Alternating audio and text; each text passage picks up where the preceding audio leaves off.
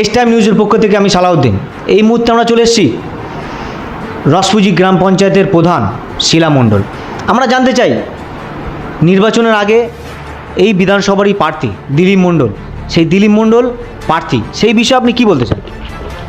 নমস্কার, আপনাকেও ওয়েলকাম জানালাম আমাদের রসপুঞ্জ পঞ্চায়েতে। আর আমাদের বিধায়ক 146 নম্বর বিষ্ণুপুর তপশিলির যিনি বিধায়ক, বর্তমান বিধায়ক আমাদের দিলীপ মণ্ডল, উনি আবার পুনর্বারের জন্যই আবার নির্বাচনে প্রার্থী হয়েছেন। তো ওনাকেও শুভেচ্ছা জানাচ্ছি।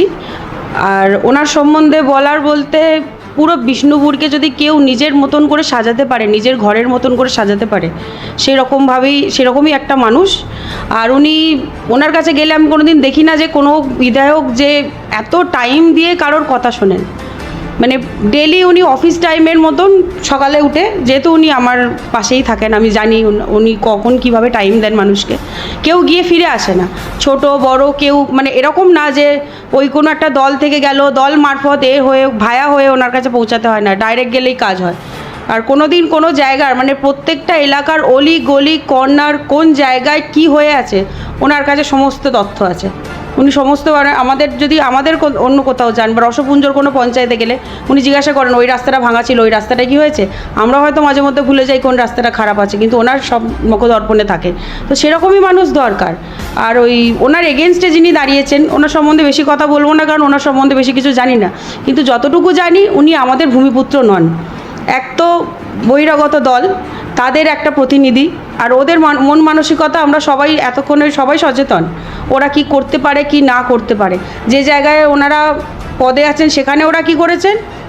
আর বিষ্ণুপুরের মাটিতে ওনাদের তো জায়গার কোনো অবকাশই নেই, ওনাদের জায়গা পাওয়ার কোনো অবকাশই নেই। তাও দুটো কথা বলছি, একটা বহিরাগত মানুষ, সে আসছেন কার সাথে লড়তে, যিনি আমাদের ভূমিপুত্র, যিনি আমাদের পিতৃতুল্য, আমাদের পুরো বিধানসভাটাকে যিনি পিতার মতন করে সামলে রেখেছেন।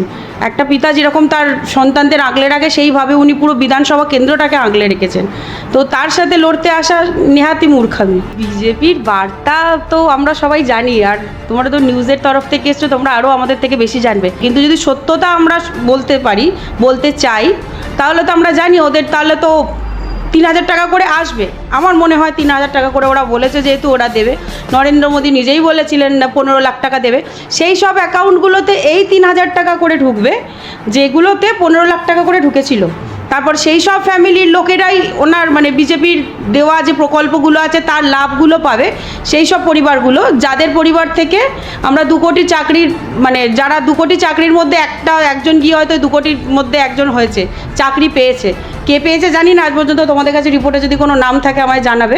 জানা নেই, আমার মনে হয় তারাই পাবে যারা আগের প্রকল্পের ওনার প্রমিস করা যে কথাগুলো ছিল। নরেন্দ্র মোদী, আমাদের হোম মিনিস্টার আছেন আমাদের অমিত শাহ, মোটা ভাই বলি ওনাকে, যাই হোক। তো ওনারা আছেন ঠিক কথা, পদে থেকে মিথ্যা কথা কিভাবে বলা যায় সেটা যদি শিখতে হয়, একমাত্র বিজেপির থেকে শিখতে হবে। ভালো কিছু শেখার মতো ওই দলটাতে কিছু নেই, সে তো দিবা স্বপ্ন দেখতেই পারে। আর ভোটের আগের বারেও তো বলেছিল ওরা জিতেছে, কিন্তু যে জায়গাগুলোতে ওরা জিতেছে সেই মানুষগুলোকেও ওরা প্রতারণার সাহায্যে জিতেছে। এই যে 10,000 টাকা করে বিহারে ভোটের সময় দিয়েছে, তাদের সাথে কি করেছে আমরা সবাই জানি। তারপরে আবার এখন মহিলাদের সাথে কি হচ্ছে সেটাও তো আমরা নিজের চোখে দেখছি। একজন মহিলা নেত্রী হয়েছেন ওদের তরফ থেকে, যার বিপদের সময় আমরা সবাই, একটা অঘটন ঘটেছিল যেটা আমাদের অভয়াকাণ্ড, সেটা নিয়ে বেশি কথা বলার যদিও দরকার নেই, কিন্তু তবু একটা কথা বলি। ওই দিনটা, ওই যে কালো রাতটা, আমরাও রাত জেগেছিলাম, আমরাও পথে নেমেছিলাম, আমরাও মোমবাতি নিয়ে মিছিল করেছিলাম। কেন? সে যাতে বিচার পায়। সে তো বিচার পেয়েছে। যদি বিচার না পায়, কার জন্য বিচারটা পায়নি, বিচারটা কার জন্য স্থগিত? ইডি সিবিআই তারা কোথা থেকে এসেছিল? কেন্দ্রীয় বাহিনী থেকে এসেছিল, তাই তো? কেন্দ্রীয় মন্ত্রক থেকে এসেছিল। তাহলে তাদের থেকে যদি বিচার ওখানে আটকে যায়, তাদের দলের হয়ে উনি কি করে কোথায় বিচার চাইতে যাচ্ছেন, কাদের কাছে বিচার চাইতে যাচ্ছেন? সে তো বাঘের খাঁচায় ঢুকে সেই প্রাণ ভিক্ষা, যে বাঘ আমাকে প্রাণ বাঁচাবে বলে বাঘের খাঁচায় ঝাঁপ দেওয়ার মতন একটা ব্যাপার হলো। তো এদেরকে নিয়ে কি বলবো? মিথ্যা কথার ঝুড়ি। বিজেপির যদি অন্য কিছু একটা কোনো সংকল্প থাকতে পারে, ওরা কিভাবে মানুষকে মিথ্যা কথা বলে তার ব্রেন ওয়াশ করে তাদের ক্ষতি করতে পারে। মিথ্যা কথা একটা জিনিস জানি, যে মিথ্যা কথা কখন ভালো, কারোর প্রাণ বাঁচাতে, এটা আমরা এতদিন জেনে এসেছি। কাউকে বাঁচাতে সেই জায়গায় মিথ্যা কথা বলো, সেটা ক্ষমার যোগ্য, কিন্তু জেনে শুনে মানুষকে মিথ্যা কথায় বলে প্রলোভন দেখিয়ে বোকা বানিয়ে যারা তাদের উপর বিশ্বাস করছে তাদেরকে নিয়ে গিয়েই মৃত্যুর মুখে ফেলা, এগুলো তো কোনো একটা রাজনৈতিক মনুষ্যত্ব মানে মানুষের মনুষ্যত্বের মধ্যে পড়ে না। তো ওই দলকে নিয়ে ওই দল মানে পশ্চিমবঙ্গ থেকে তো দূরেই থাক, যারা যে রাজ্যে ওনারা ক্ষমতায় আসীন আছে তারা জানবেন যে তারা কী দুর্ভোগ ভোগ করছে। পশ্চিমবঙ্গ এখানে মমতা ব্যানার্জি যতদিন আছেন, আমি আমাদের বিধানসভার কথা তো চোখ বন্ধ করে ছেড়ে দিলাম, মানে আমাদের বিধানসভা বিষ্ণুপুর তপশিলির যিনি বিধায়ক আছেন দিলীপ মণ্ডল, ওনার বিধানসভাটা আমি ছেড়েই দিলাম, ওনার বিধানসভাটা ধরছি না। উনি জিতে গেছেন সেটা আমরা সবাই জানি, আপনিও জানেন, সহমত হবেন একসাথে। আর বাকি যারা আছে প্রত্যেকটা জায়গায় বিজেপির যে সন্ত্রাস, যে আতঙ্ক, মানুষ মনে হয় না ওদের হয়ে কেউ ভোট দেবে।